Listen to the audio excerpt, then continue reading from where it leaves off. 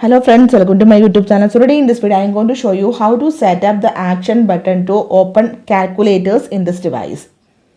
For this open the settings, you can see here is the action button. Okay, let me show you how to do this one. For this open settings, tap on the option action button. Now this is for the action button, then swipe left, you can see the option control. Yeah, you can see the option control. Now tap on the option choose control, and from here you can select the option calculator. Tap on this one. Now press and hold the action button. You can see the calculator application is opened. Now here I am going to remove. Again press and hold. You can see the calculator application is opened. So simply in this way you can set the action button to open calculator in this device. So hope you guys enjoy this video. Thank you for watching. Thank you.